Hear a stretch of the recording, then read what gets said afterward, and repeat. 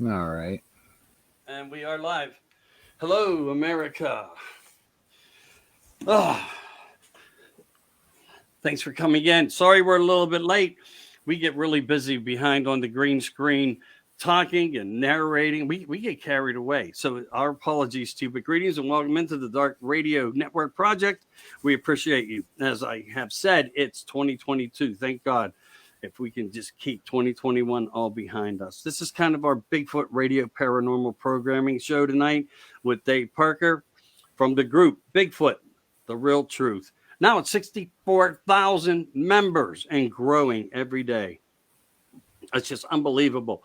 David, thank you. Just give me 1 second here, and I'm going to click you in, and we can start our conversation and have some good folks maybe join in the chat room as it gets posted throughout the wherever we're posting tonight. But this is part of the American Disclosure Group. If you want to check that out also, please do it. You're doing nothing but following me and Dave, the Bigfoot Show, and more or less a few other narratives of things that we like to play, toy with, and have conversation over. So from the East Coast to the West Coast and into the dimensions, hang with us while we open the doors to this vault. Let's crush the lies, expose truths, and share some talking stories. If you have a story, we do want to hear from you. David, good evening, and hello to the missus. Congratulations. Yeah. Well, it had to do it. You know, you find the right one. You don't want to let them get away. Do things right. In some cases, the faster the better. It just depends, you know. my thought was in life, I don't know what my thought was. We all do different things. We all head in different directions. You were married before, though, right? A long time ago, and it lasted a whole 6 weeks. And 6 weeks? Yeah, and then I woke up with her hovering over me with a steak knife in her hand, all wild-eyed, and I put her in the mental hospital, and because she couldn't leave meth alone, and that was the end of that. What are you going to do? I mean, I figured 3 times through treatment was enough, and if that wasn't going to do it, what are you supposed to do? Yeah, I hear you. And then I did the Popeye, I've had all I can stands, and I can't stands no more, so I did what I needed to do, and got custody of my kid and all that. Wow, I'm like lost for words here. 6 weeks. I mean, that's not a record. I mean, look at Britney Spears. She was married for like 24 hours, and that's as far as that went. I told her I wasn't going to marry her unless she was done with that stuff, and she swore she was. No, she was all nuts, and Well, she hasn't been able to keep out of the mental hospital since. I mean, about every 2 months she goes back. Yeah, that's sad. That is. Okay, so first thing. What is first? Sad news in the Bigfoot community. There you go. Go ahead. Nancy Marietta passed away in her sleep. Apparently, she had gotten sick over the Christmas holidays and died in her sleep. She was a prominent member in the Bigfoot community. She was a friend. I wasn't real close with her, but she was always nice to me, and she'll be missed. Yeah. Blessings to her and prayers and to her family and everybody. And thanks for all you've done and opening your doors and the research you've provided to everybody. And that's the only way I know how to put it, because it is a sad moment in time when things like that happen. Well, and she wasn't that old. I mean, she was, in her 50s. A little bit young to be passing away. Yeah, I understand that. Especially since I'm in my mid-50s, it's not so old anymore. It isn't old, and right. I'm 63, going just about there.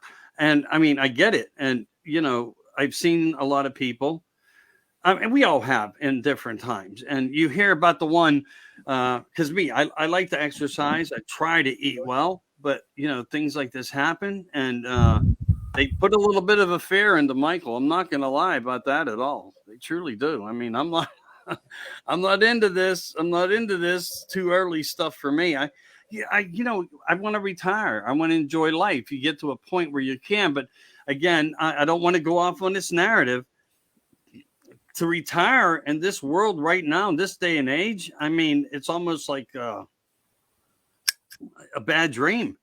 It's like it's not a thing you're going to be able to do. It's just bizarre. So No, the world's turning into a bad place. It really is. It is. But let's try to focus Bigfoot. We don't want to bring nobody down if they're joining in. If you are just joining in, again, this is the Dark Radio Network Project. And with me this evening is Dave Parker and 64,000 strong in his group, Bigfoot, The Real Truth. You got a second group, though, too, don't you? Let's try to get some people. Oh, I've got a couple of them that I'm an admin in, but one is called the Wookiee Whisperers. And that's where I put all my accounts and everything that goes on here, which is pretty much for that. And, I don't have all the garbage in there. Like Understood. All the jokes and stupid stuff and statues and cutouts and, all the stuff that pollutes so many of the groups, which is what we've really tried to cut out of, Bigfoot, The Real Truth. Yes. Now, as far as any action that's gone on here, only one night there were a couple of females going back and forth, kind of sounding like excited chimpanzees. And Marion heard that when she let the dog out. And then a couple minutes later, I hobbled over there and, of course, nothing. It's just like, you go to grab the recorder because you hear this really cool sound that you've never heard before, or call or howl or whatever, and you get the recorder and you get all ready and nothing. I mean, it can be maddening. And I try to get recordings, but people have no clue as to how difficult it is to come up with any kind of a decent recording. The first thing you got that's going to mess you up is the wind. And if it isn't the wind, well, then you've got traffic or airplanes or migrating geese. Or if it isn't that, you got your crickets going, and then you get your tree frogs, and then you get your bullfrogs. And then in the spring, you got the whippoorwills going, and I don't know if you've got them where you live, but I'll tell you what, you get one of them things close, they're really loud. And you get all that going, and there could be any number of other things, and especially like with the wind, you get all the leaves making noise in the tree. Even like when it gets towards fall, a lot of your leaves in your tree are dried up and the wind blows and you can't hear nothing, or rain, or so many other things. And then you get July and you get those darn cicadas come out, and sure, you can record, but I mean, that's almost like trying to listen to geese or something when you got that in the background. Yeah, that would require a lot of filtering, I would think, to get really good recordings, or try to clean them up to hear them anyway. Well, and those cicadas, they kind of get that cha-cha-cha-cha-cha going, and it's almost like a real loud static hiss when they're not doing the weir, weir, weir, weir, it's like, don't be a singer. And then you got to wait until fall when you get a hard freeze for those stupid things shut up. And then you got all the darn leaves and everything from fall. Now, something interesting that my son noticed this week is, now, the one Bigfoot that we call Little Andy, he had recently seen him when he was out gathering some wood. The neighbor dogs gave him away because they went up to him, because he's friendly to dogs and he pets them. Now, my dog got this spot where he was biting at himself and everything, and I think it was mange that he caught from Little Andy petting him. Really? And I had to put, some treatment on it. Now, Ralph had said that the neighbor's dog had a bald spot where he'd been biting on himself, exact same spot as my dog. And he's a lab, the neighbor's dog. But he had the same spot just like my dog. And I think little Andy's been petting him too. Interesting, but I've never heard about anything like mange related, as far as, but again, there's so much we don't know in this topic. Well, I'm sure they can pick it up from animals that they eat. And, they're like us. They're omnivores. They don't just sit around and eat mushrooms and plants. They eat meat too. Now, something that I suspect, that I can't confirm it, but I think they eat a lot of the bigger mice that are running around in the forest. Okay. Now, you think about it on an individual basis, a mouse isn't that much, but those big field mice, well, if you had 20 of them, that'd probably make a pretty good meal, wouldn't it? Excuse me. At the size of those, of a full adult, from everything that we know, I don't know on that. I want to bring something up because do you remember the show? And I might get the title wrong. Naked something, where they went out into the wild and they had to survive. Naked Survival or something like that. Yeah. Thanks for your help in the background. But no, seriously. So one of the, I actually can remember something about, bringing that into the thing. He was living off eating them.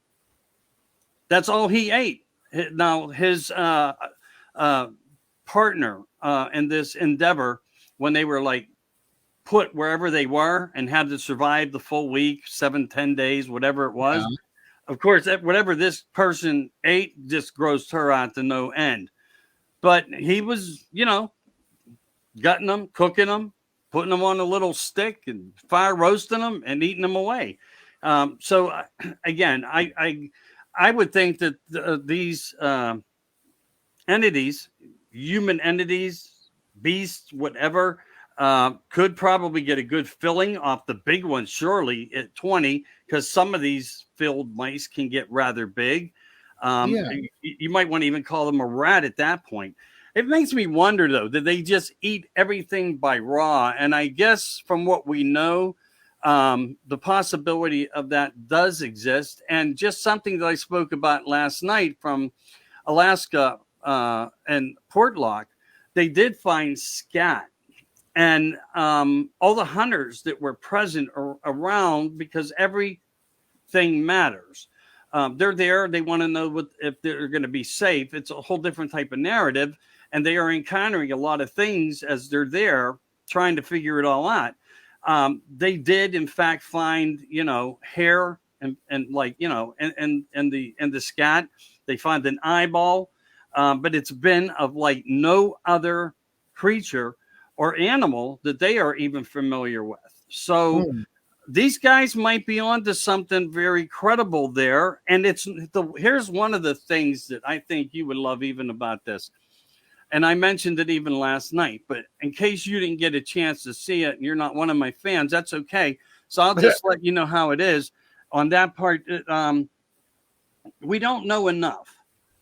And everything these guys do seem to happen quick. We're not waiting 10, 12, 15, 2 years to get to a point. You know what I mean? The issues of what I like about how this is coming out to the BIGFOOT family of researchers and people of interest is there's facts constantly that are kind of impressive and keep taking on a pattern of path. Now, whether these people are actually going to be able to claim their land back, I don't know. But if anybody doesn't catch the little narrative twist that I put out there, I'm not being paid by anybody to push this. But I feel in my heart, when I find something of good interest that has developments constantly and a perspective for truth, I'm going to talk about it and put it out there, because this is how research and data becomes accountable as proper information. And that's why I keep telling you, Dave, I love putting these pins into the map, like where if I reflect back into the group a little bit and say, hey, what are your thoughts on this, that, and the other?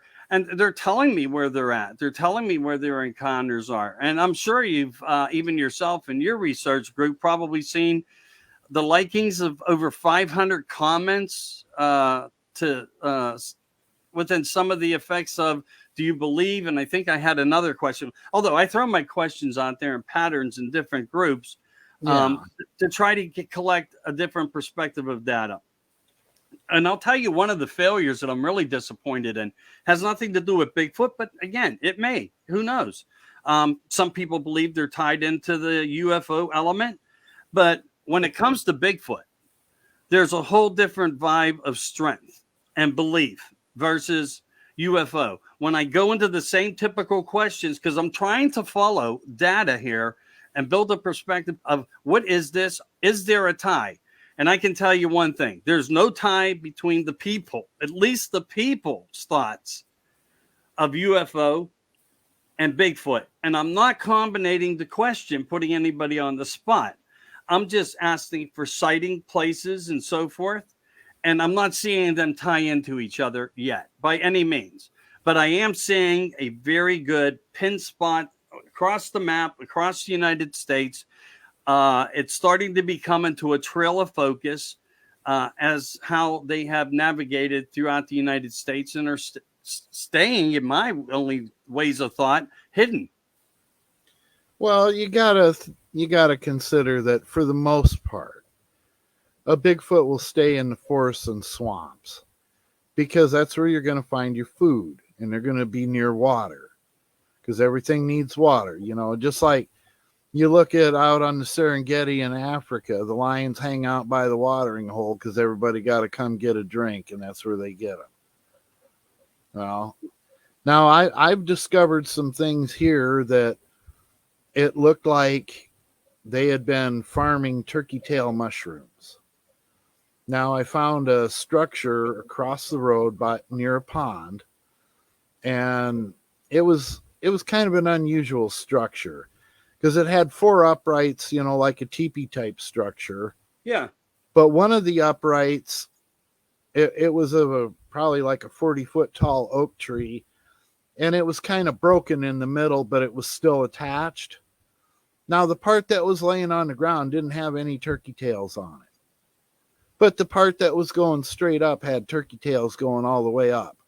Now, that was kind of up against where there were some cedar trees and a bunch of briars, and it was like hollowed out, like, for example, where a toddler Bigfoot could go in and take a nap or be safe. Right. Like if mama wanted to stick him there for a little while.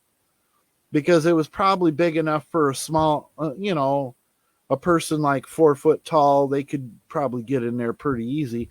But, with those briars, wild climbing roses, they got some wicked thorns. So it offers them a bit of protection. And that was there and right by the pond.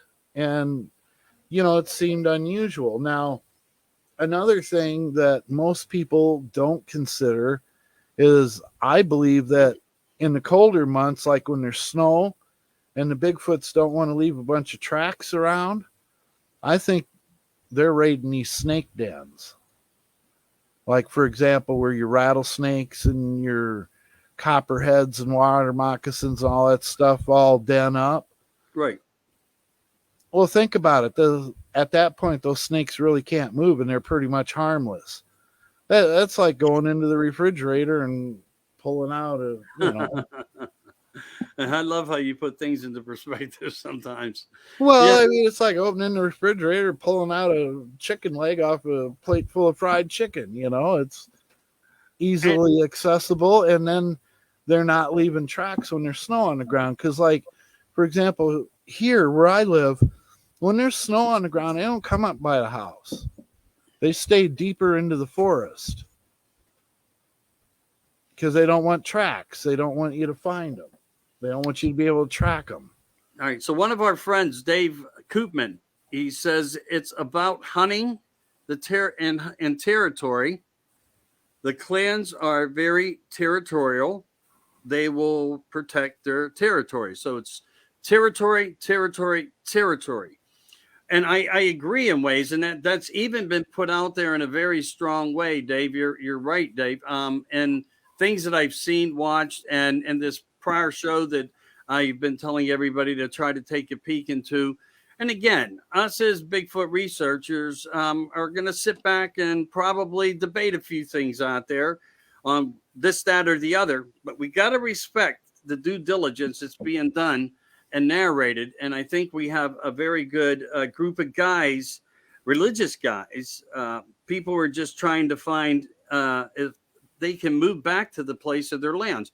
And we also have to remember, reflecting to what you said, Dave, that makes an awful lot of sense. Knowing where these dens are and how these snakes live, and think about it, they've been here for thousands of years. There's no way anybody can say that that's not true. Even nobody knows the forest better than they do. Exactly. They're going to know where everything is now. See, that's something else that you find in areas where the Bigfoot are hanging out a lot. Right. You don't find your venomous snakes. Why? You got to think about what's missing from an environment is every bit as important as what's there. Understood. Because, for example, now you think about it, an adult could probably take a hit off of a big timber rattler or copperhead or something. But what about one of the little toddlers? That could kill them. Now, if something could kill your child, you'd eliminate the danger, wouldn't you? Yeah. And I think they do too. And, snake meat's a pretty good food source. I mean, I don't think I'd want to eat it raw, but, that's what they do. Because, the reason I believe they're intelligent enough to use fire, but I think the reason that they don't is because you can track a fire to its source by a smell. Yeah. You can follow the scent of burning wood and find the source. Right. So I think that's why they don't use it, in order to remain hidden.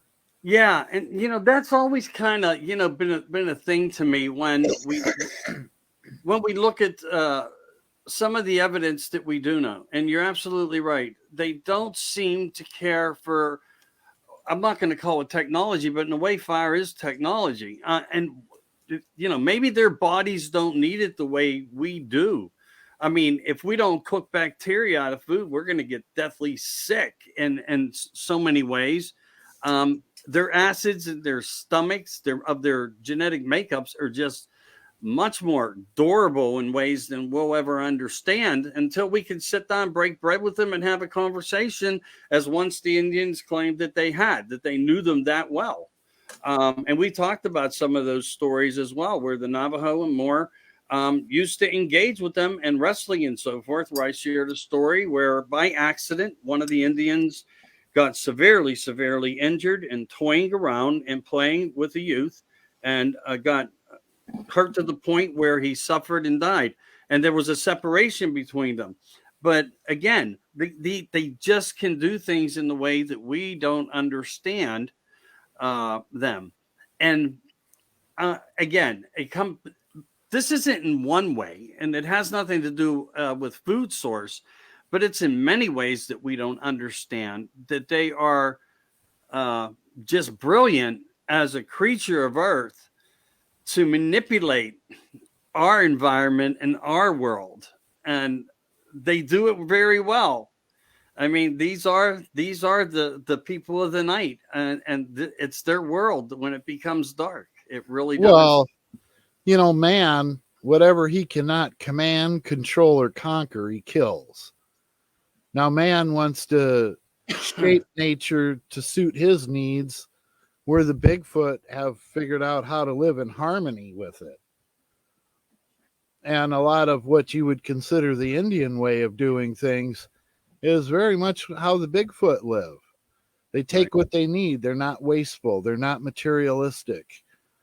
They do use tools. Now, that was something that came up in the group about tool use. Now, I found a tool that was a stone hammer that they had used, made out of a piece of granite. And it's got quite a bit of wear on it. I'm sure I've shared that picture with you before, haven't I? Yeah. And now when I found it, I searched the area to try and determine what they were using it for, because now I didn't find like a pile of bones where they'd been smashing bones to get the marrow out of, and it didn't have a greasy residue like it would had they been using it for that. It kind of had a powdery residue on it. But now if they were, for example, smashing hickory nuts, which I don't know if you're very familiar with them, they're really good, but they got a shell on them that's about like granite. And you know, if they were smashing that, there would have been an oily residue. There wasn't. It was kind of powdery, so I figured they had to have been using it against another rock for whatever purpose. Now, were they using it to make another tool? I don't know. Now, they do borrow tools from me sometimes. I've had a hatchet disappear for about 6 months, and I remember giving Ralph hell about it. I said, now you use my hatchet, and it ain't where I keep it. And I said, I've had that since I was a little kid. Now, where is it? Oh, no. I said, well, oh, no doesn't cut it.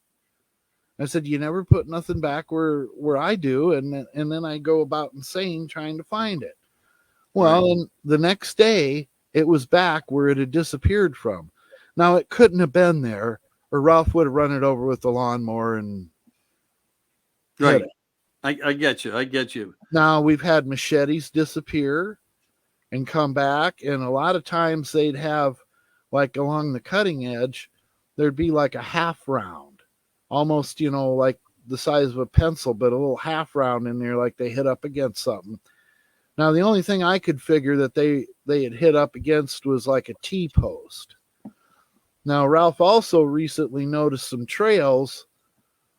He said that were about 7 foot wide, where like all the prickly briars and stuff were cut out of there going into the woods. Right. And you know arches what? And trees were, they were kind of twisted and snapped saplings. And the down part was always pointing towards a fresh source of drinking water. Okay, cool. All right, we have a couple other comments that I'm going to get to real quick here. Dave Koopman is making a couple of comments. Nancy Vincent, welcome in. Debbie Mara, hello, babe. How are you? Miss you. Hope Florida's being good to you. Look for the swamp ape for us. All right, so Nancy says maybe in the early days, they were in close contact with the Native Americans. Yeah, you stepped in a little bit late there on something we were talking about. I think we all can agree in ways that there was probably some type of early day communication between people. The possibility does exist. That's where we can be with that. Now, Dave said a few things here. He brings up some interesting things. He believes that they are in tune definitely with nature, and in a way that we can't understand it. And I would say, you know, they can camouflage. The government has interest. These are things that we've talked in previous radio formats that we have talked about. So, you know, I'd say we're going to agree there. And I want to let you make any comments back if you're taking any notes to address anything. One of the other things that Dave has reflected, they were given respect from the Native Americans, and many people who have had encounters talk about being hypnotized and unable to move. And I guess that's where the infrasound comes into play that we repeatedly comes up. So I'm not going to make any more comments to that. Is there anything you need me to repeat, Dave? So you want to do a little rebuttal to anything, or are you just pretty much in agreement with everything that Dave Koopman something else that a few researchers I've talked to have had happen is they've come up with missing time when they were out where they had some form of an encounter. They didn't necessarily see them, but they ended up missing like an hour worth of time that they just can't account for. Yeah. Sometimes 2. Yeah. Which How do you explain it? I don't know. What's causing it? Could it be something to do with the infrasound? It's entirely possible. I mean, we don't understand enough about this, field of sound. I think there needs to be a lot more research gone into that, because there's so many different, like that one show, we were talking about all the different crazy things that they can do with sound, Right. including levitate stuff, move boulders. Yeah, there's a whole different dynamic of quantum math and the perception of numbers that when you do this and you put these frequencies, mathematical frequencies, and the musics and tones, there's things that can happen. And Well, like that experiment where they took a bass speaker and they were able to put out fire with it. Right. I think that's absolutely amazing. Can you imagine? And you can turn up the heat on a woman as well. If they had a whole fleet of drones equipped with that, what they could do to forest fires without risk to human lives and losing firefighters. Well, that would be too much technology out on the world if we were to try to, I guess, formulate a way to be able to present that, use it, and put out forest fires. Yeah, I get where you're coming from. I agree with it. And that's probably why the millions, and thanks for reminding me, Dave. I think you did bring that up, Dave Koopman. But we've talked about it as well here before. But everybody's voice is important. We really appreciate everything you're bringing up.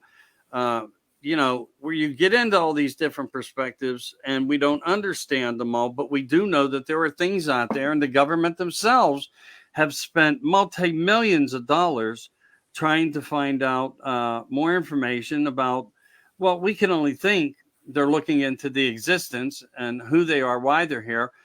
And again, they could very well know. This could be a monitoring system, not an investigation of anything more than that. They may already have all the answers. Again, we don't as people, because not enough's ever being shared to us. And again, just to say hello to everybody, if you're joining in, this is the Dark Radio Network Project with me, Michael Anthony, and Mr. David Parker, the man who lives amongst them. And I'm not going to tell you where that is, but it's a fact. It's a fact. And he's learning hand over fist what exactly is going on out there, at least on his lands. And hopefully you're blessed and you have a place that is just as active. And hopefully we can get you in to come share your story and get you on the telephone and plug you in. We want you to be able to do that. And we hope that you enjoy what we're doing, that we're going to be bringing to you every Wednesday night around 8:30. Sometimes we're a little early. Sometimes we're a little late. Streaming is difficult in the USA as we know it. But Dave, thanks for all that input. And I want to say thank you back to Dave Cooper. He's been awesome. One of the voices here tonight. He also says something about, again. And Dave, you brought this up. Military uses infrasound for crowd control. And we know that was done in the 50s that they were trying it. Yeah, and an important factor before I kill my note down here. Some of the things that made the story that I did last night was all this violent sickness, dizziness, and other things. The one thing that was not described yet was the missing time element. Will that occur? Will it happen? I don't know. But one of the very last things, and Ron Moorhead was right on the money when he said this, because right after Ron was there, and everybody knows Ron out there in the Bigfoot world, and a lot of people are going to find out in big ways who Dave Parker is as well. But what everyone needs to know is these guys did exactly what he described that they would probably do in the last segment. And I do believe Ron was totally gone from the scene at that point, where he says, expect certain size elements of rocks to be thrown and how they would react in response to them being in a place if, in fact, it was Bigfoot. And he believed on a scale of 1 to 10, it was the most active Bigfoot place he has ever visited in his life. But he said, expect these big boulder-sized, basketball-sized rocks and different things. And it, boom, it was there just basically like that. Again, I do understand this is a TV show. I don't think the people of this culture would allow frivolous lies to be produced or narrated to embarrass their culture. This is a place of importance, and that's why I thought it was a really good story to share with everybody and get everybody involved to do some binge watching. And I think everyone will enjoy it because I really think there's a ethic of truth behind it and substance. And there's going to be some things that look a little gross out. Guys spilling their guts and so forth, dealing with certain issues that are going on as they're in this project. But again, everything that Dave Koopman has brought up, everything that you have brought up is not 100% of everything that's being proven and being seen. It's not even that they're trying to prove it. This was not the objective of the show. The show was really to go back and see what this issue was, because it's been in existence for 300 years of problems like this. And it's an unresolved matter where over 30 some people were just, either went missing, hunters. We can tally up more numbers, some that never even made it into the woods. And again, all the deaths, they were like shredded. Now, that's the one thing that we don't see around the United States of America, Dave. We see more of the gentle giant here. They just want to be by themselves. Could this creature be more malevolent up there, if that's the right word to use? Are we dealing with dogmen? Are we dealing with a giant? Did they have smell type same scenarios? Can they all do these kinds of things that everyone's sharing here, as well as you, the infrasound? And are they able to? Well, now people talk about the dogman being able to communicate telepathically with people, doing the mind speak. Now, I have had no experience whatsoever with dogman. I'm just going by what people have said. And how they seem to be a lot more hostile than what the Bigfoots are. Well, Dave also just included, I don't know if you know Dave or not, and I'm just bringing this up. I had a close encounter with a Bigfoot 15 years ago. It was something that will never leave me. I had searched for the answers ever since. You're a rock star, Dave. Most people would run from those answers. Many people don't want to believe. And this is a very big family of people and a network. Excuse my, every once in a while that slip, it comes from something called RSD. I appreciate you if you understand that for me. But anyway, yeah, so you have these things that have occurred, and they're just fascinating. They're fascinating. And to tell you the truth, as bad as some shows in my mind that I've weighed, this, even myself, to say some of them were just a little out of characteristic of ethic and science, I think we have one here that's worth taking a look at for everybody. That's all about information, unexpected information as well. Because these guys just want to have safety. They want, what they've done, Dave, to be perfectly honest, is they grew out of the space that they're in. Their family is populated. They had to return back because they left this place in 1949, near 40 dead, gone, 60 left. And they were like, we're out of here. We have to, something here is evil and, and bad. And now the population has grown. This land is theirs. However, they, want to know, can they live there again? Can they repopulate it and thrive again?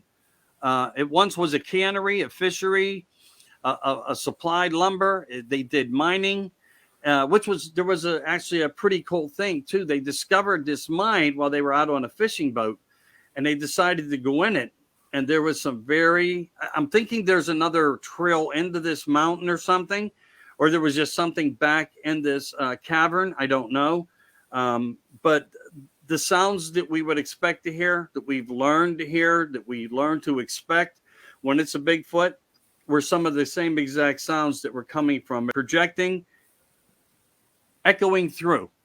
So Dave, you really take a peek at this thing. It's not bad. It really isn't. I'll give you the name if you didn't have a chance to listen to anything that I narrated last night, I'll find it here. I got it somewhere.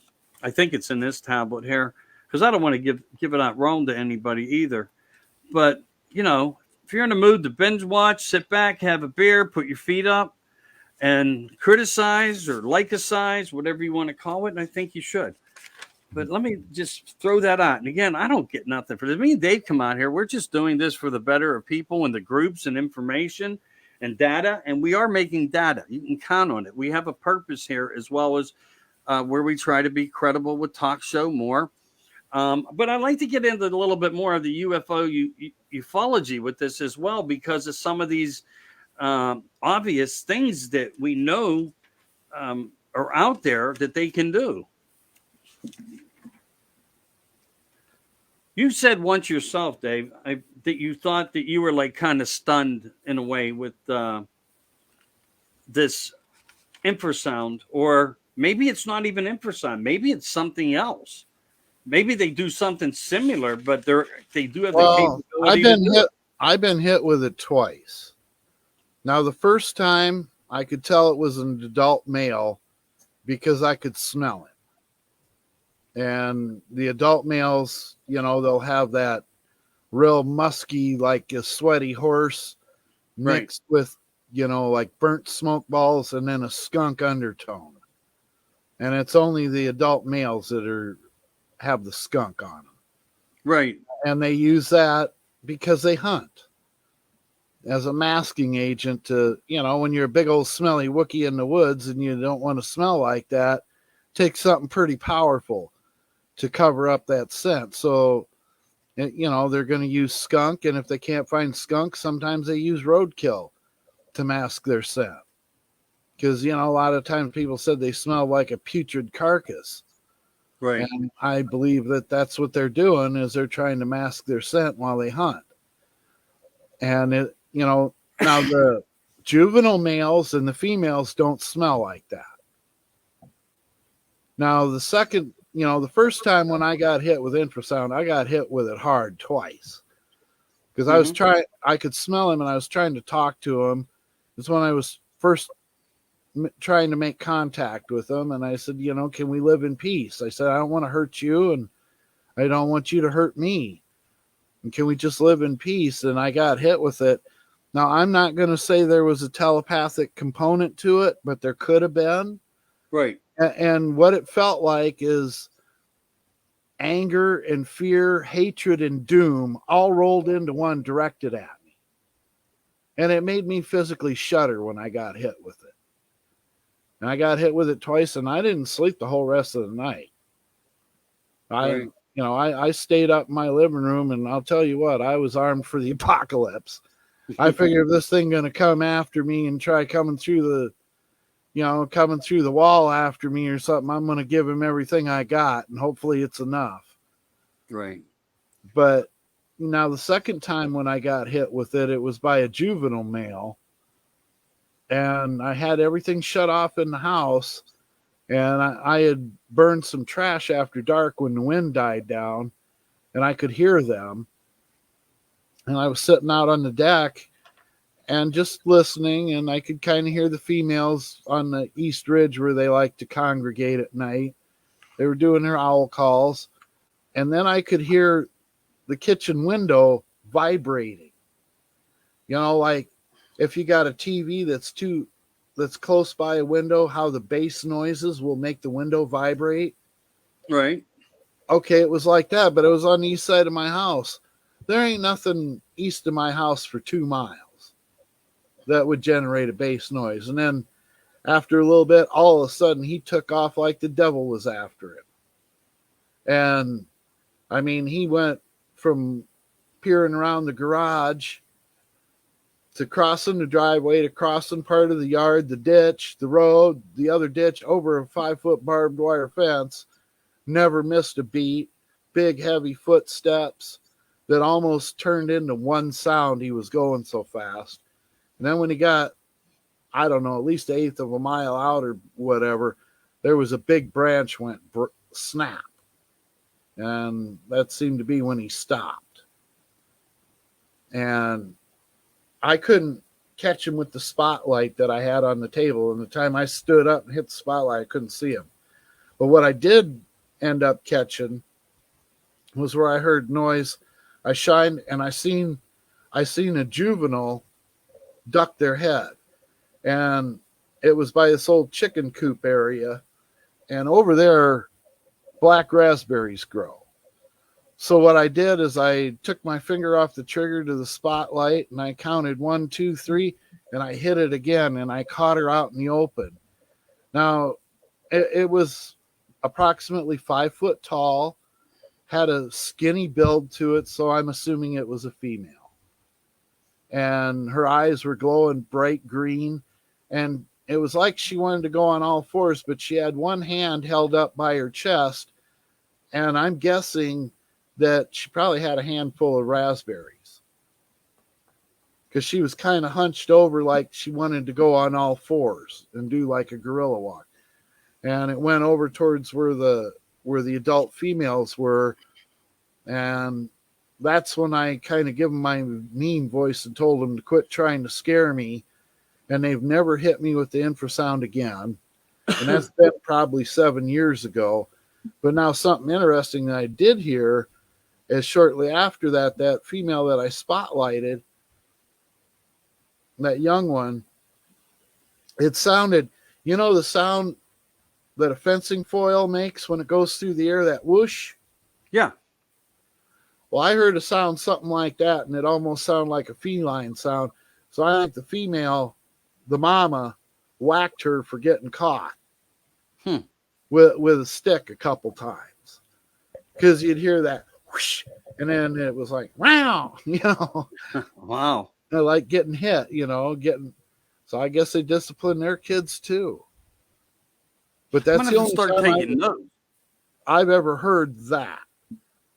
Yeah, I mean, that's you know, these are the kind of things that fascinate me because, you know, they're in a way, you know, you're describing, you know, parenting and teaching and knowledge and correction, and which to me even reflects more of a humanness to these creatures. You know what I mean?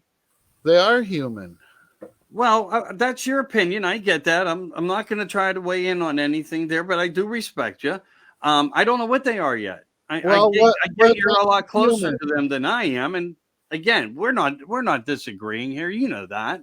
They have language. They use tools. They have culture. Probably some form of a religion. And you know, from what I've heard, they bury their dead really deep. That could be true. I don't know. That's all the things that go along with being human. Okay. And yeah, one of the factors about the show, the Alaskan Killer Bigfoot on Discovery Plus, please check it out. Just because I think it's interesting. I'm not getting nothing out of it. Honestly, you don't come here and have to make donations. You're never going to have to. But something you brought up to, like, again, that I forgot about, and this is not a theory, but a fact. The historian described some of the encounters from the cannery where when it got so bad in the attacks and the fears grew so much in this village of Portlawn, they did describe often the distant languages that seemed to be like discussions were going on. And again, unless it's some ghostly atmospheric recording that we do hear about, like a loop in the atmosphere that can create noises or a sound or a scream. And that's where we find out in some ways of the paranormal world. However, it could just be the species of the Bigfoot or something different. Maybe there's capabilities in other ways. If it is some other type of cryptid living or existing there, or maybe even a different species than Bigfoot living in some type of harmony. And again, where you mentioned, you know, and Dave had thrown this in, that they're probably getting tired of the fact that their domain, their living space is being more and more depleted and taken from them. You know, whether it's by natural causes, and you would have to wonder with some of the scenarios, and violent storms and fires like in California now. I mean, are we pushing them? Should we be, what do you think, Dave? Should we be expecting to see a migration in a different way? And we have to bring 2021 into this with this. And I'm not trying to bring the HARP theory in or the climate accord in, but do you think this will have any effect to the population and movement? Will they migrate into a different direction? Will they come more? Well, they're going to have to if they're, the forest is burned down there and ain't food there. You can't eat burnt pine needles and survive. You're going to have to go where there's food. Right. It's that simple. They're going to find food somewhere, and they know how to do it. They're masters of their environment. So they're going to have, in a case like that, obviously they're going to migrate to where there's better pickings. So, all right, to further it then, do you think soon into the future, we're going to see a lot more, have a lot more sightings, a lot more people having encounters then? I mean, I'm thinking in my mind, I'm with you 100% here on all that. I'm thinking yes, because you look at technology. Everybody got a phone on them anymore where they can record. We've got the internet, which spreads news unlike it's ever been spread before. I mean, you look at it, you go back to the 1800s, what happened? If there was a story, it got put in a local newspaper, and maybe a couple of newspapers in the area might run the story. But that was about where it began and ended. It's not like the internet. I mean, it's on the internet, it's worldwide. So there's a lot more awareness of it. Plus, anymore, you're getting a lot of people that are getting back into the naturalist thing and going deep woods and stuff. And I mean, I've seen where your basic survival shelters, where these researchers go out and they're trying to attribute it to Bigfoot. And I do not see it as that at all. It looks entirely man-made to me, like your very basic survival shelter. And one guy, I'm not going to mention his name, but when he goes into a park and he finds a whole bunch of these survival shelters and calls it a Bigfoot village, I couldn't help but laugh at him, because it was probably Boy Scouts on an outing, because it was where they mow the grass and stuff. A Bigfoot ain't going to put up shelters like that. And I don't think they really need them. Well, I think too, one of the things that I've often thought about, not going off base here, I think that people want to believe more and sometimes make their own props to maybe even draw them in, to try to replicate some of Bigfoot's doings, and build little structures and things that, I just think people do placements of some of this stuff. And I'm not saying that they're doing it to take pictures of them for a wrong narrative, but then again, some would probably do that as well. But, because in a way they're so paranormal and different ways, and I'm not saying ghostly totally, but, they in ways do seem to be some type of supernatural being, and very close to the wood spirits of the trees and so forth, like where maybe that's their gathering points for energy. Also, some of the old lore even says they were the hairy men that lived in the trees, that they lived there. Maybe we don't look up enough. You know what I mean, Dave? They don't. Their feet aren't made for trees. They're a ground dweller for the most part. Now, I think the kids might go up in a tree just like human kids do, but there are not a lot of human adults tree climbing. Do we have any stories out there that reflect any prudence to that? But you got to consider, what's a adult male weigh? 1,500 pounds. Going to take some pretty stout branches to hold him. No, understood. But they would have the strength, though, the bodily strength, I would think. Well, sure. I mean, it's not that they can't, but I don't think that they do. Yeah. Now, I think one might climb up a tree, possibly like one of the juveniles that's on guard duty, to get a better vantage point for, just to be able to look around better and see if there's anything threatening in the area and come back down. Well, all right. Let me put a hypothetical scenario together here. So maybe we can get a few people out there to focus into this with me just for a minute. You know how when people are out in the woods and they hear the snapping of branches, um, the possibility is maybe then that some of these, you would call them, I guess, adolescents, because they're actually probably at 1 year old, what, 3 foot tall? I would imagine. If that's the case scenario, and they Because, are, for example, I'll give you an example. A 5-year-old male Bigfoot is 6 feet tall. So now when he gets smaller than that, you figure a female's 8 foot tall. How long is a human baby when they're born? What are they, like 20 inches about?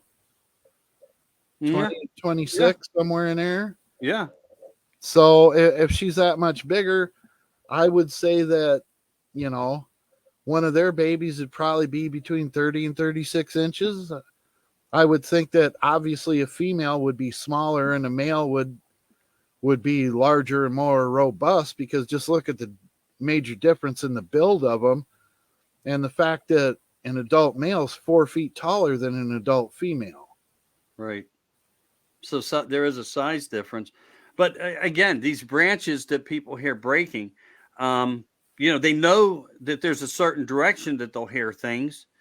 Not that they're whistling back and forth, one on the left, one on the right, but the possibility maybe there is some exercise in trees that, and I'm not saying that they're exercising, but they are using exercise of strategy to move around, and that may be where we, or how these branch snaps that we hear happen. I'm just saying that Now in it some may not be cases, true. think of, for example, like when two rival groups of chimpanzees run into each other. A lot of it is intimidation rather than an actual fight. They're breaking branches and doing all this different stuff. It's more show than anything else. It's to try and intimidate the other group so that they don't have an actual physical confrontation. Yeah. And I think Bigfoot do a lot of those same things. And They'll break. And when mating season comes along too, hey, remember when you were a teenager trying to show off for a girl? If they're big and strong, they'll break off a big branch or whatever, just as a show of how big and strong and worthy they are as a mate. Yeah, Why wouldn't well, they? I could understand that. I could understand that. An adolescent playing in the trees or whatever, because there's been daytime reports that I have copies of from people where before, and not really encountering them, that they encountered these types of noises, like there was movement in trees and branches. I just wanted to bring that up. And there's also something else that's pretty important to come to light here. This is coming from Carrie Livingston, and I had talked to her about this, Dave. I've forgotten. I apologize for not bringing this up to you sooner. Carrie's trying to bring in a guest to us. Now, a good friend of hers, Frankie, captured one on video years ago on his farm, and she has invited him into this group and to try to get him to share his video on an episode with us, or maybe even post his video through us onto America Disclosing Uncensored, and then get it out to your group. Well, this is your group, and also get it into the other groups that you're admin to, and Bigfoot, the Real Truth. If it's something factual with some clarity, I don't know what to expect. I don't have any expectations. Sometimes when you don't have expectations, that's the best part, and you really may have something that got captured. So I just want to send a quick thank you to Carrie, and I know you're looking out for me, and Dave appreciates it too. He's part of this, what I'm doing here. If you can do anything to persuade him or give my phone number, let me get Dave, get in touch. Let's get this information together if it's possible. Again, no pressure, but I hope that he would understand that we're in a time where a lot of people have a lot of interest here. So that comes from Carrie, which is with a C, Carrie. She also is an admin and helps out through different elements of support groups and things that I have running around on the internet with. We also have all right. Well, this is a little different. Beth replied to Edward. Oh, okay. We know about this story here. It was actually shared with us where a mistaken shot was made, and after the shot was done, there was the possibility that this was never a deer, that it was Bigfoot, not a bear. He could tell the indifference. He realized the mistake. And again, Ed was on. He spoke to you and I. Ed Walsh, I think maybe 2-3 weeks ago. So we know of that story. And it's a little sad of a story. I don't think there was any intent to harm there. It was just an error in judgment. And things like that probably have happened. Whether they have been injured to the point of death or just injured, these are the reasons and ways that they probably stay back from us as well. Well, anyway, they know we can kill at a distance. Yeah, you've mentioned that before. And when hundreds of years gone by, and if they ever did truly have what we know, friendship towards Indians and so forth, I'm sure even if they didn't speak our language and they gave us the benefit of a doubt to extend their hand in friendship in any manner, the Indians probably had showed them weaponry of distance. So you're right. It probably goes back hundreds of years where they know, in fact, that us as humans have, and they've watched this. Yes. And they've seen what we've done. I mean, I'm sure they watched the Battle of Gettysburg. They see what we do to each other. You wonder why they don't want, most of them don't want nothing to do with us. Yeah. They see what we do to each other. Everywhere that man goes, he brings war. It don't matter what color a man. Man brings war. He always does. That's something that never fails. Yeah. Yeah. True. True to you know, whether it was the Native Americans fighting over territory, whether, the white man came here, you look at what happened with slavery. I mean, it's all a form of war. Sure. And I'm sure they observed a lot of things. And they might be just as interested as we are in UFOs. You never know. Like, what is that in the sky? Or then they hear fireworks. Or afraid of them. Yeah, or fire. Even us celebrating a holiday in some of these desolate places in cities and small towns that have fireworks, and they're observing these things in the sky lighting up, and they may not totally understand it, but again, I don't think they like the explosions because it reminds them of gunfire. Plus, it gets all the animals in the entire forest all worked up. That's an exact fact, actually, because I even deal with it with my deer, okay, and some of the foxes that come around, turkeys as well. They take flight immediately into the trees, and people tell me turkeys can't fly. Yeah, they can. Yeah, I know. This was from an avid hunter that told me this too. I'm not joking on this point. And I sat there, and then he was telling me deers are nocturnal, and I'm like, dude, no, they're not. And yes, they are. And I'm like, no, they're not. Until he came here and said, no, they're not. And that's the truth. I mean, he sat and would have bears and fires with me, and they would come up right next to us. As some people describe Bigfoot's hat. Deers did the same thing. So I truly believe if there's interest in friendship in any way, and my deers and I have friendship and interest to each other, I could be outside chainsawing, and I'll turn around and, I'll jump. They're like laying right on the ground behind me. And it's like, whoa, but it's true. It's true. I have encountered things like that. So no, are these things all nocturnal and different things? No, by no means. We're learning that. Well, they're most active at night. It doesn't mean they're exclusively active at night.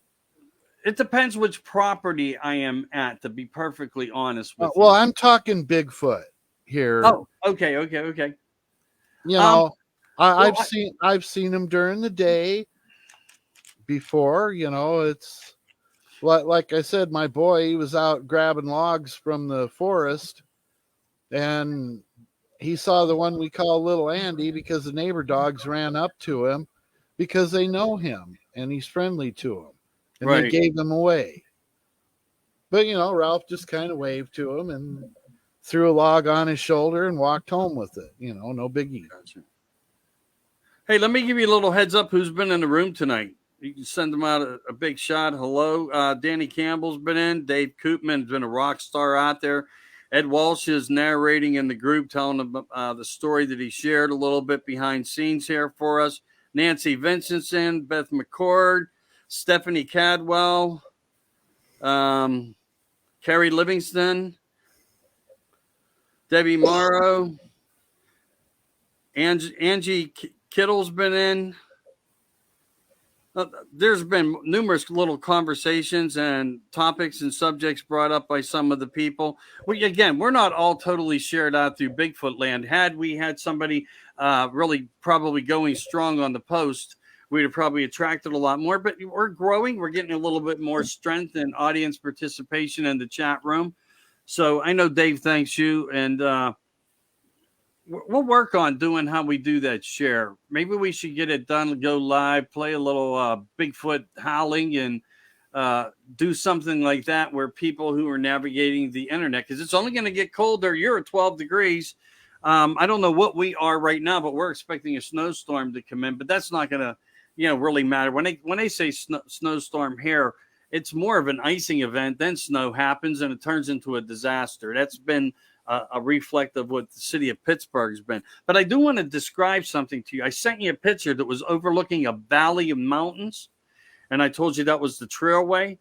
Well, down through that trailway and power line is a crossing down in there that I was told through a gentleman. He's no longer with us, Leonard Young, who shared a story with me when he was a child.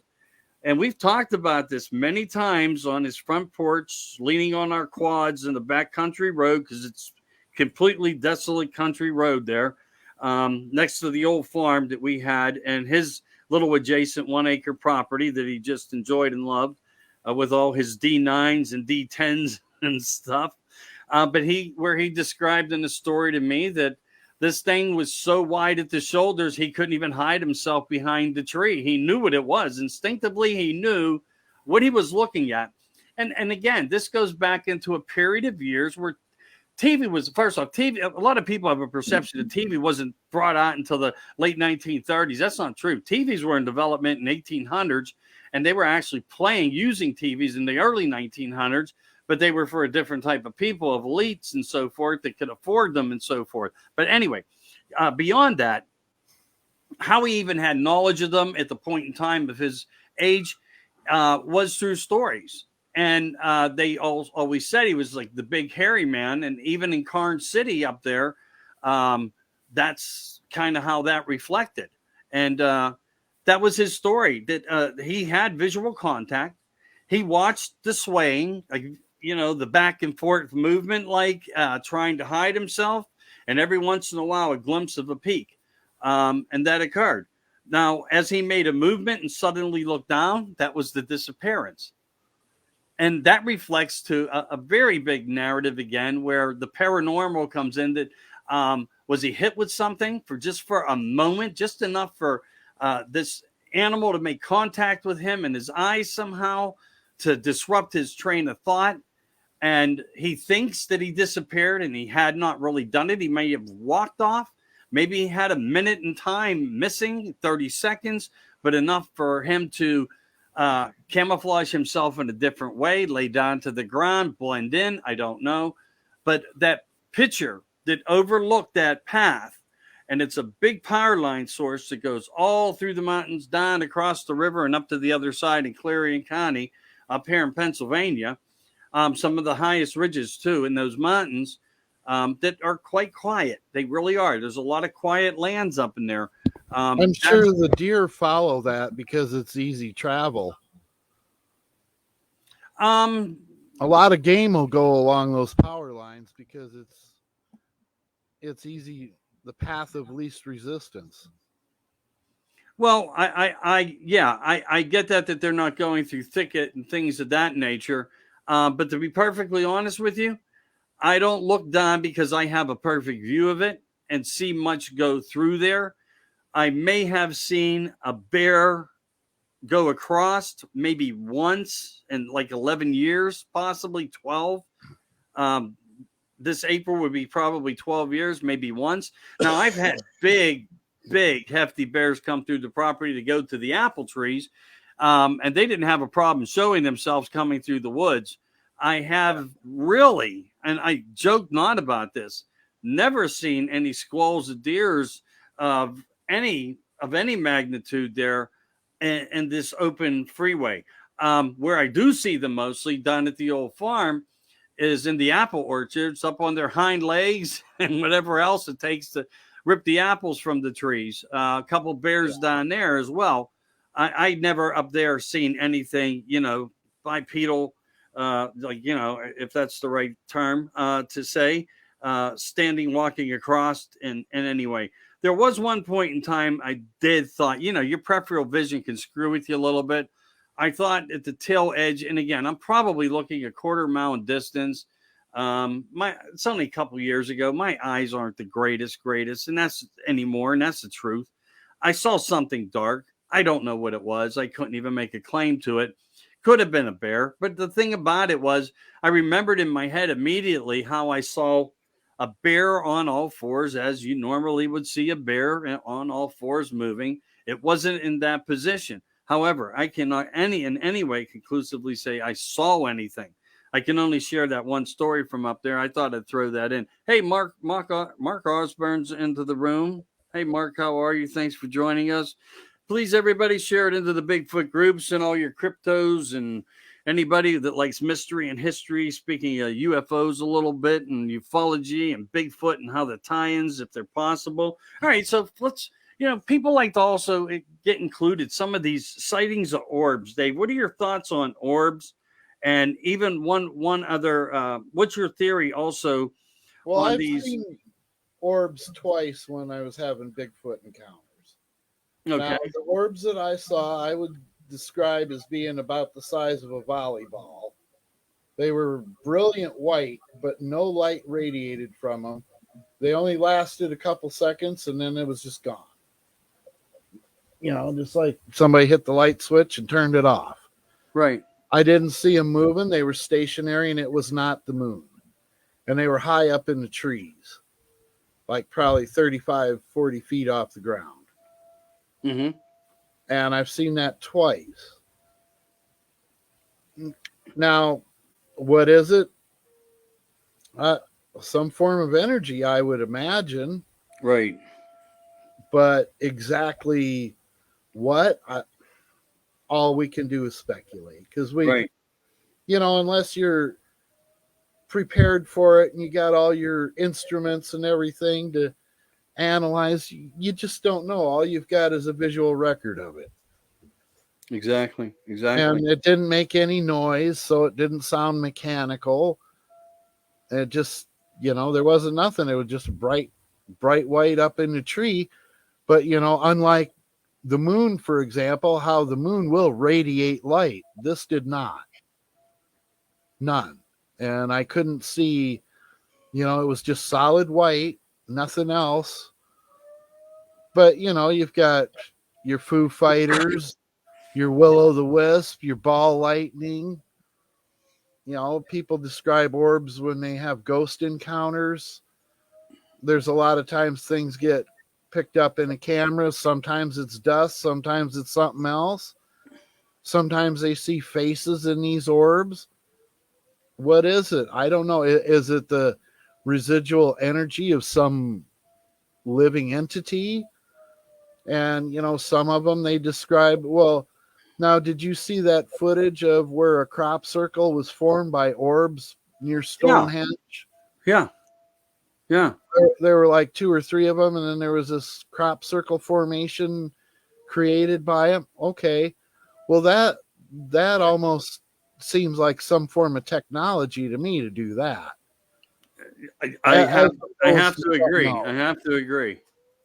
Is that some kind of a probe? I don't know. Yeah, it could be from a mothership in some way trying to leave us some type of disclosure of information. And some of these, when you look at these crop circles, are amazing in design. And in Yeah. more ways than that, scientifically say that there are messages within them that they're starting to even more so in the last couple of years. Once they get into Right. all the mathematical stuff, Yeah. which is beyond what we were up for, but yeah.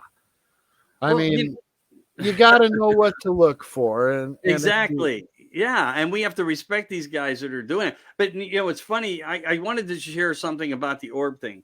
Um, uh, up at my up at the property up at the mountain there.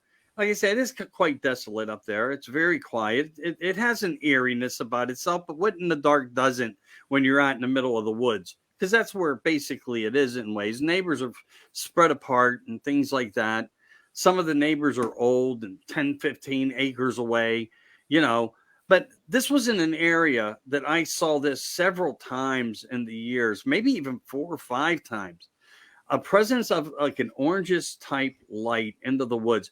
And at first I thought to myself, it's the sun setting. You try to make connection, mindful thought. And I you would go try and back. reach a reasonable explanation for what it is. Yeah. But you know what? I couldn't do it because I started, like looking around and I started to evaluate the situation and I'm looking for reflections up into the clouds of some of the formation of color, and just things like Yeah. that. And even one evening I stood with my son. I said to my son, what the hell is it? Because it goes off the hill there and something's staying up in the tree line that is up high enough to where we're seeing it. But if you were to walk the land, nothing could be standing in this place or nothing could be parked in this place. Right. There is no power there, but there is an occurrence, a weird occurrence of some type of light anomaly that does, and I have experienced multiple times outside of seeing a couple other things that I've described on previous shows, where I actually had a physical encounter of a different sort, but not by, you know, um, you know, that encounter.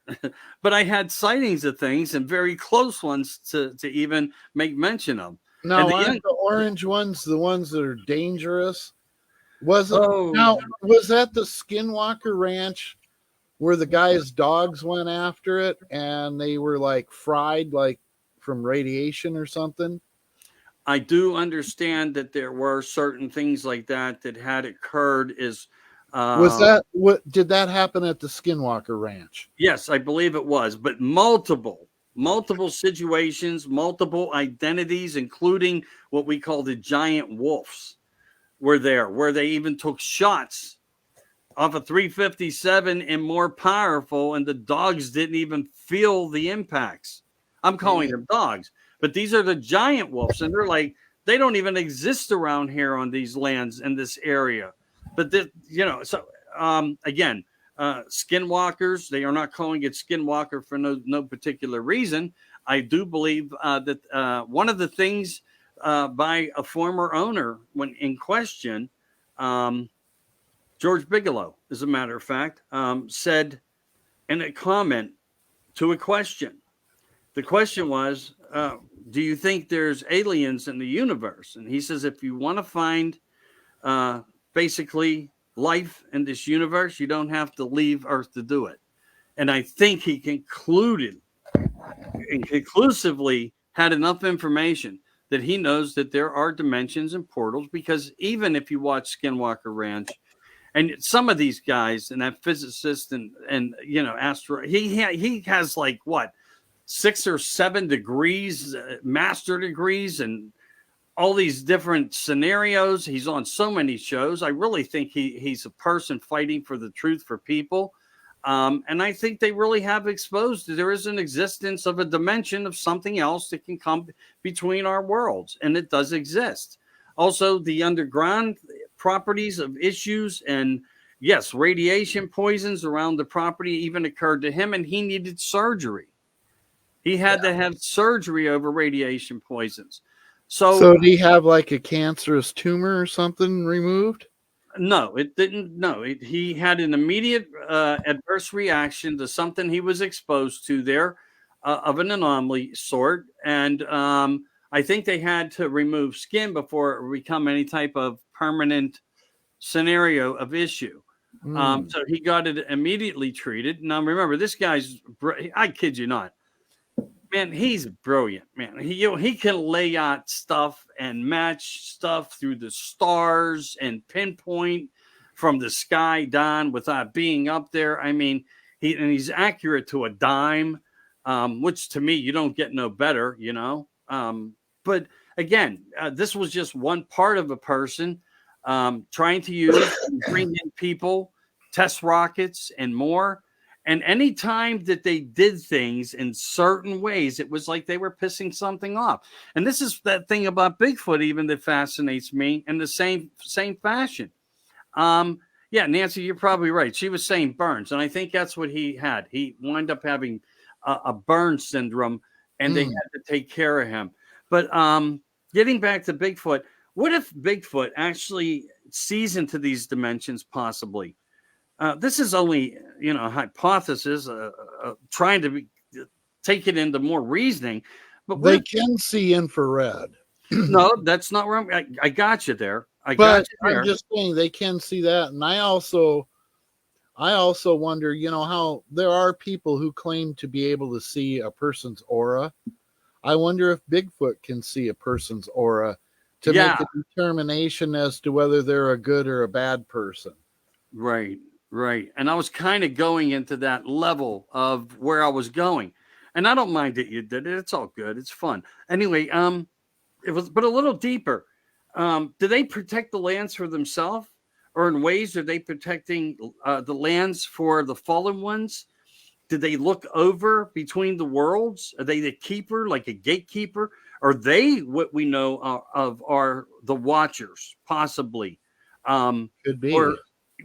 Or possibly the Anunnaki in some way now Bigfoot, because of whatever narratives that we know, that we have read about in creation and so forth of species.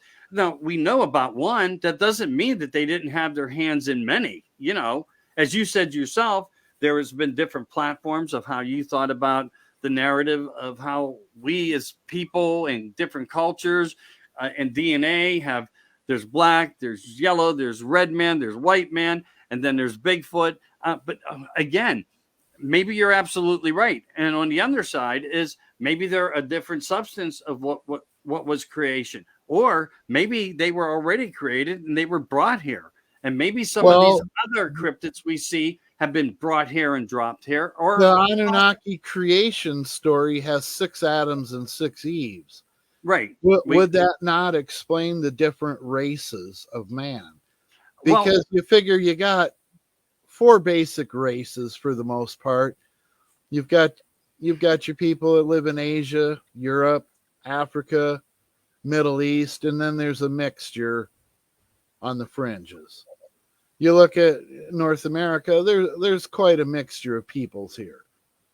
Whether they're from the Middle East when they came over during the Bronze Age and were collecting copper, and the Europeans that came here. I mean, some of the oldest DNA they found in North America that they were able to extract from the grave of a child, it turned out to be of European descent, and that was in Alaska. Right. So, well, the land bridges brought many things.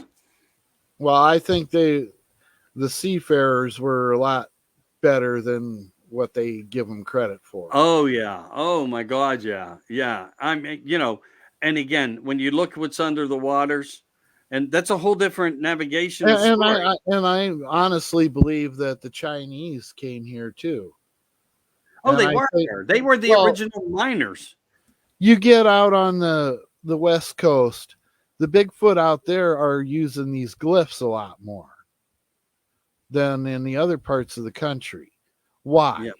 Well, if the Chinese came over, that's where they'd be. And you look at the Chinese language and you look at some of these glyphs, I think they look pretty darn similar to me.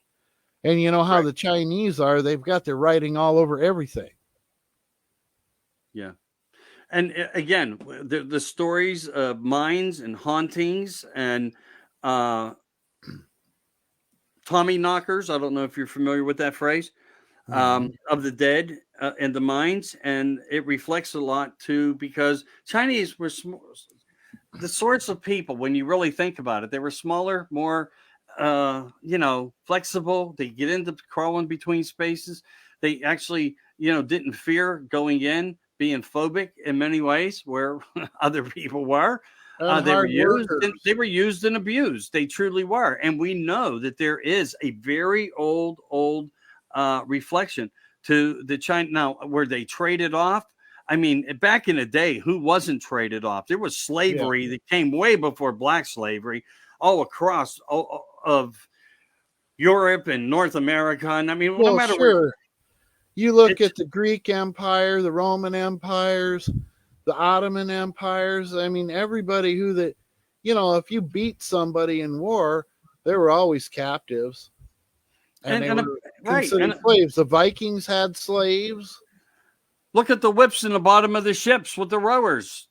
Come on. Yeah. They weren't their brothers and sisters, and if they were, they didn't care. The military whipped them. Just get us here. You're our motor. Yeah. So what were they people? You telling me that they weren't slaves? I mean, come on. These examples have been set out in Hollywood because stories that not all that we're allowed to know about, but are and do have focus. Well, I think there's been slavery since the dawn of time. Without a doubt. Without a doubt. It has always come up that way. And there's parts of that come on. And when we talk the creation of the Anunnaki and what has gone on between the brothers who were here and the part of the development of that, what was the purpose? To create a hybrid for it to be a slave, to do the mining, because they were here for 250,000 years mining this planet, and they were sick of it. Well, we know that it focuses nearly around that point of time. I can only go by anything else I'd be saying is highly speculation.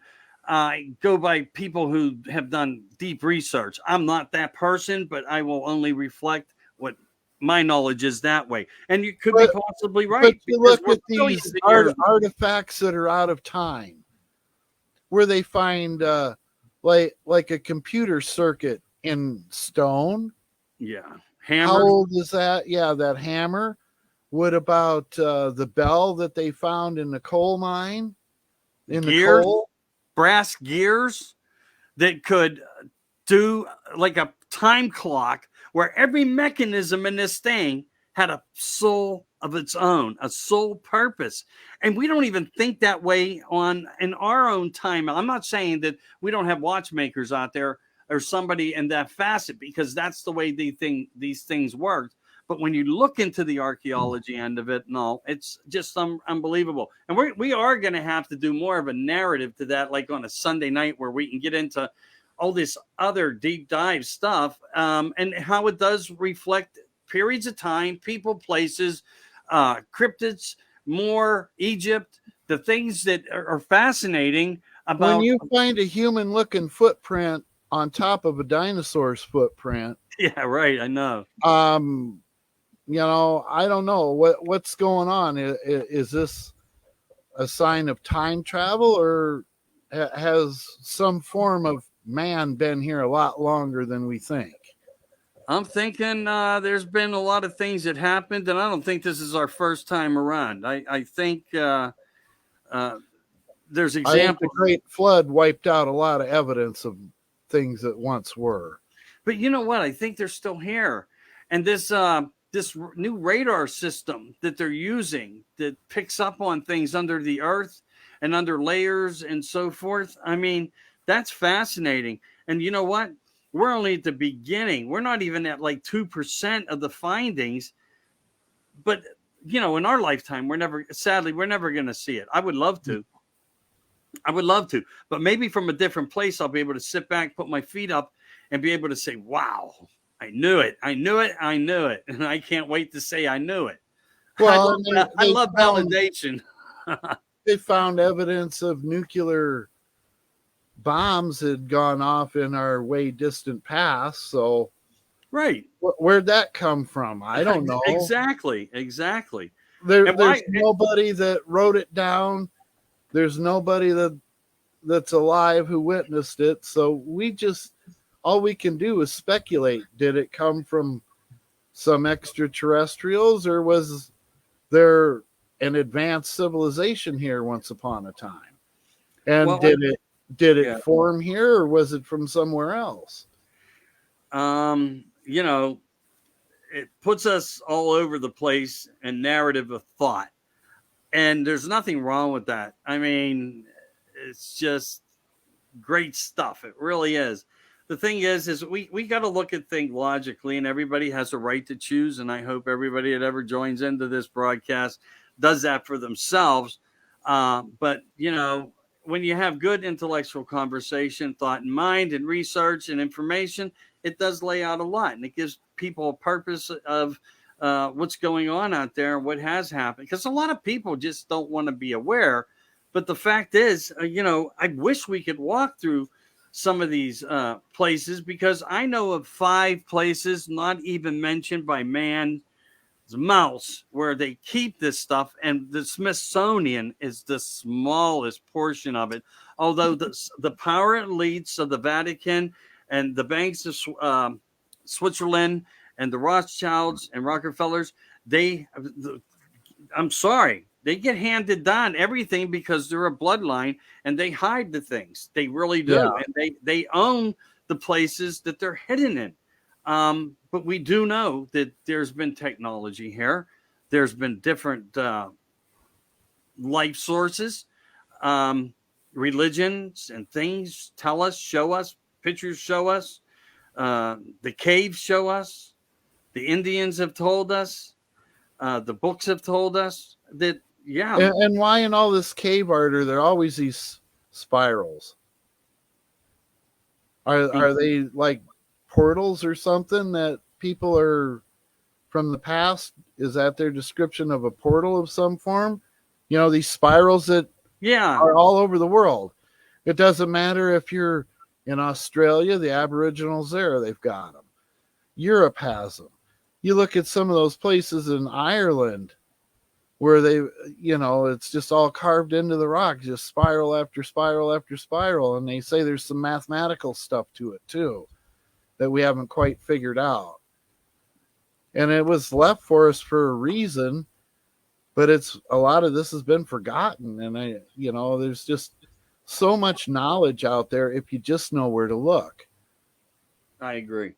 You got to type in the right parameters, and in this modern age with the computer, it's there at your fingertips to learn. And like I said to my boy before, I said, just because you're done with school doesn't mean your education stops. No, you're right. You still breathe, educate yourself. And I said, don't waste your time watching stupid stuff. Watch stuff where you're going to learn something to better yourself. Every once in a while, you got to clear your head with a laugh, though. I get that. Well, but when you're just sitting there watching these stupid cartoons, what good does it do you? How does it benefit you in any way, shape, or form? It doesn't. Just like the video games. Too much of that. You know, learn how to do something. Make something with your hands. Figure out how to do something other than just, be a couch potato.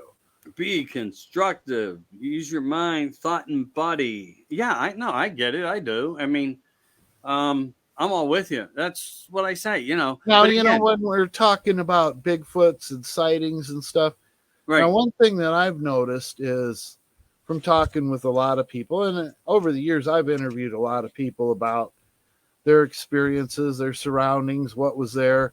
One thing I find is areas where they found gold. There's a lot of Bigfoot sightings. Now, a lot of people prospecting and whatnot, but you got to figure where are the prospectors at there around the rivers and streams. Well, animals go there, and that's a food source. So, okay, I'm sure doing that prospecting is going to pique the curiosity of a Bigfoot. Have they found some method of finding food that we don't know about? So they're going to check it out, because otherwise, what's the point? They don't, from their perspective, what's the point unless you're trying to get food somehow? Yeah. And, you know, you look at, if you look at a map that shows where they found gold and you put where there's been Bigfoot sightings, there's a lot of overlap there. Now, another thing I found is they're often where people have goats or horses. Not necessarily cattle, but goats and horses. I think the Bigfoots like horses. I also think that they find goats very entertaining. Because you look at goats, I mean, they'll do a twitch and jump and bouncing all over for no apparent reason, just spazzing out. Just because they're goats. That's what they do. And if you scare a horse, it acts the same way. Yeah. Well, I mean, they find it entertaining. Maybe they do. Yeah, maybe they do. Well, they don't have TV to sit in front of, and I mean, they watch us and stuff. We're their soap operas. I would imagine you sitting there on guard duty, you get kind of bored. Yeah, maybe they don't even know what humor is. I mean, really, I don't know. You're right. They giggle at Ralph when they pick him off with a pebble, and he twitches weird because he gets picked off. He goes, ow, and you'll hear a giggle come from the woods. So they do laugh.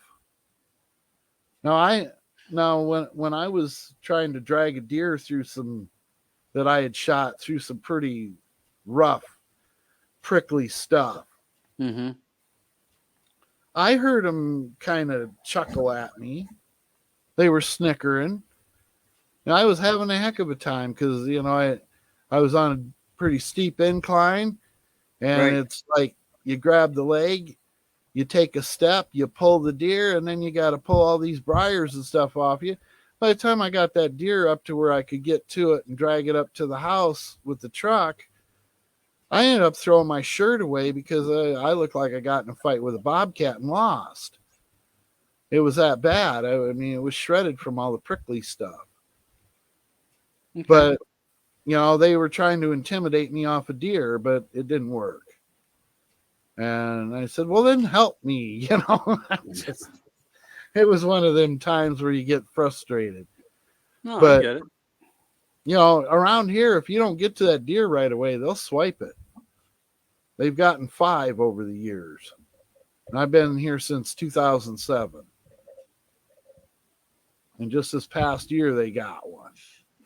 Nothing ever mutilated. No. Okay. I found dead animals as gifts. Now, a lot of times, one time I was able to get one thing away from Rascal before he woofed it down. That was a dog I had to put down a year and a half ago. But there was a big field mouse, and its skull was crushed as thin as a quarter. Now, what does that? What else besides the Bigfoot does that? I can't honestly answer that. I can't. We had 71 comments tonight through this segment.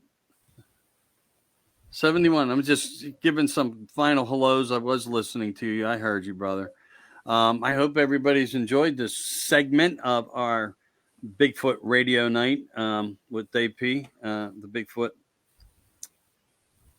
You want it to be said domain expert.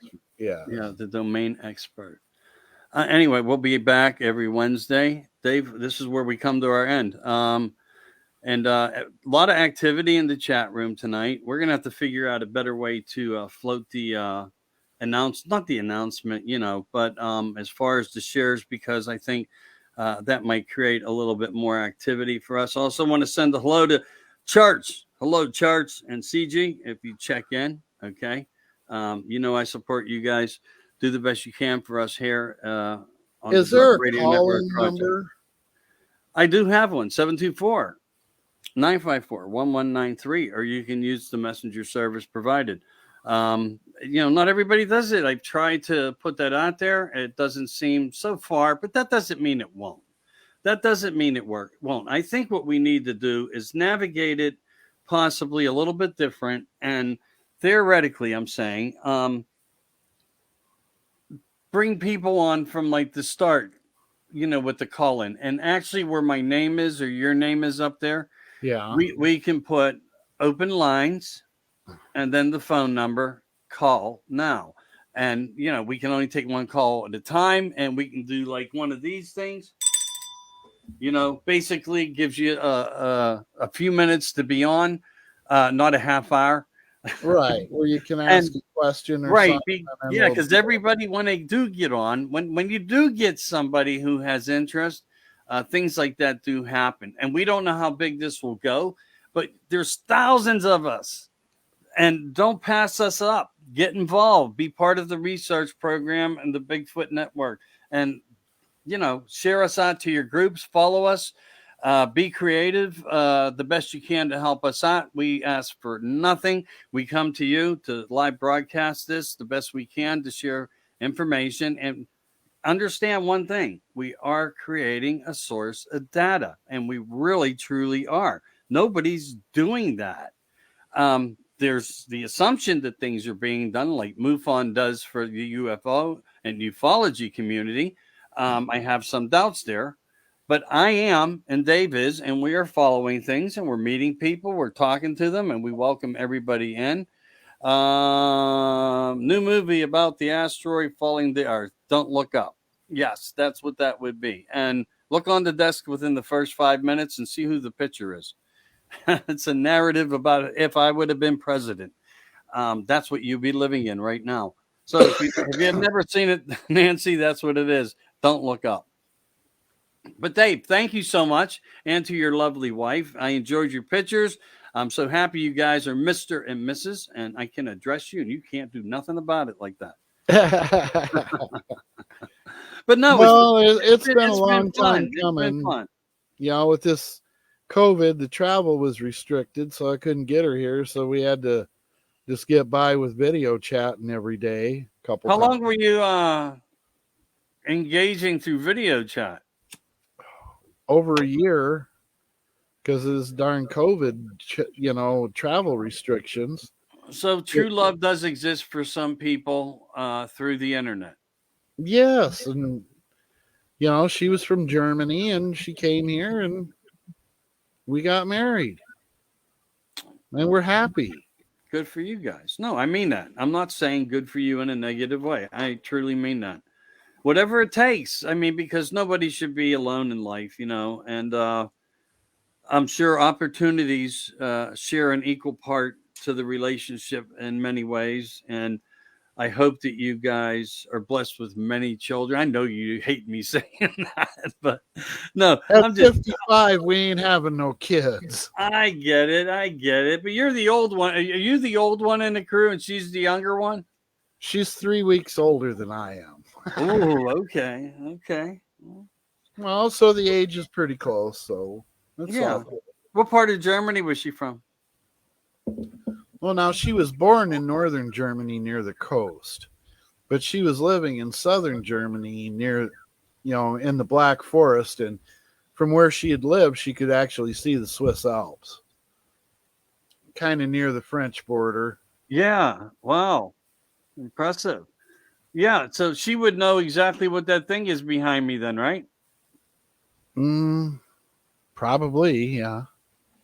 She's sitting there, right? No, she went to bed. Oh, okay. Never mind. From where she was to here, she's still adapting to the 7-hour change. Yeah. How long has she been back for? Well, she's been here, since about the beginning of October.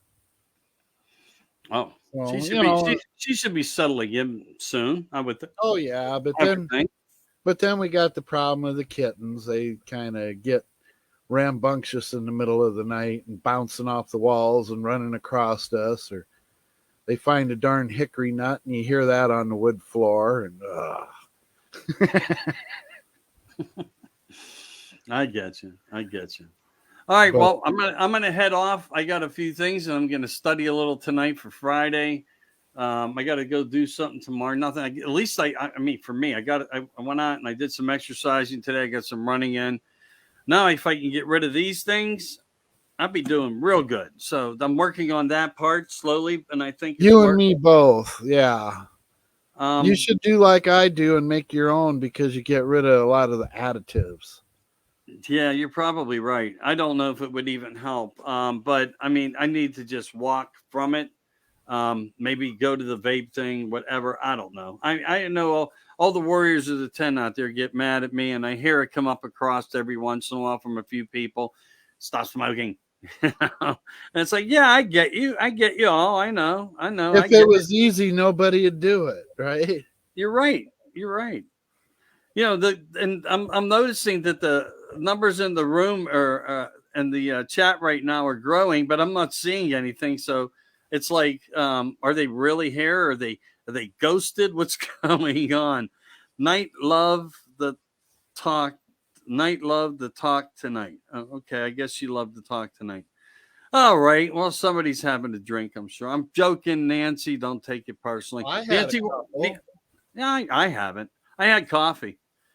No, I I had had a coffee. couple. I had a couple shots of honey flavored Jim Beam. Oh, okay. Yeah, you like the honey flavor.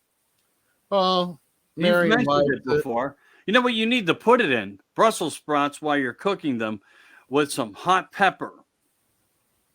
No, I mean the red pepper flake. And throw the bacon in with that and a little prosciutto, and then hit it with Romano as a topper at the end. But first, and let the reduction occur. Let the reduction occur with the alcohol, meaning burn it all off and brown them as good as you can. Cast iron skillet preferred. Mix of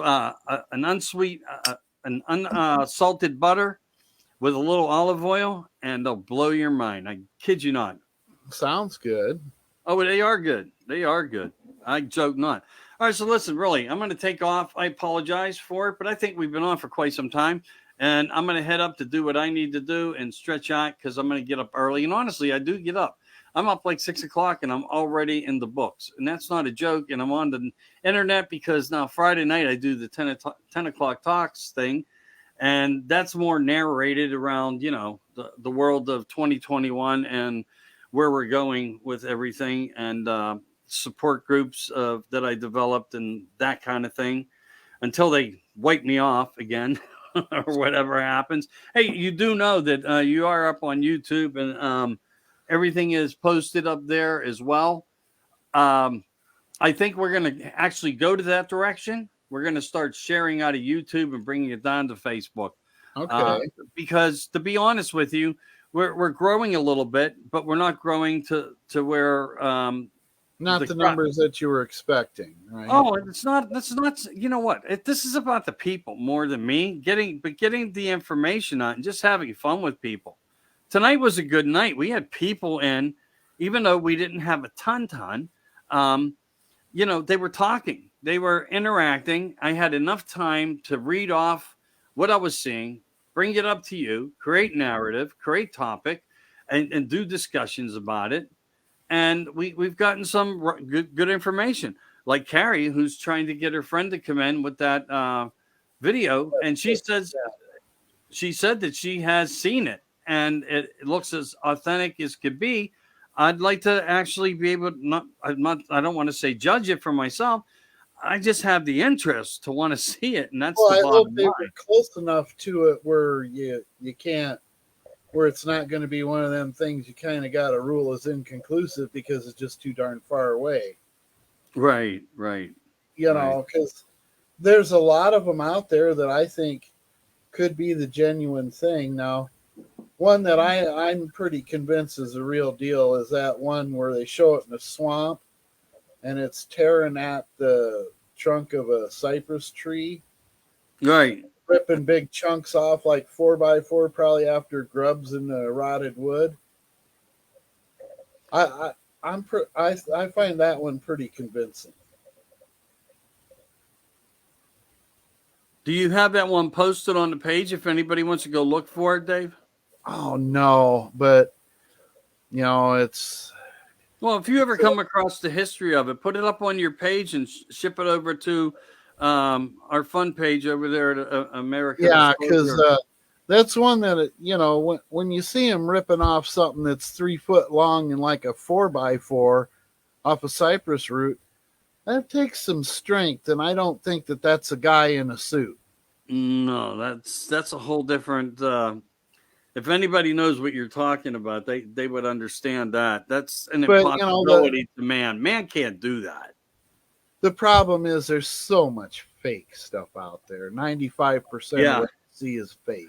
And it's not just Bigfoot, it's not just UFOs, it's even in this whole narrative that we're living in as well. I tell people, try to stay away from the narrative. Focus where you need your strength to be. Stay strong, eat well, drink water, check every label, make sure what you're ingesting is good for you. Yeah, thanks again, everybody, for joining in. Dave, I'm going to take off. Good night to America and into all the dimensions. Bring your story. We'd love to hear you next time on the program. Every Wednesday night, 8:30. Check us out. Good night. Good night, guys.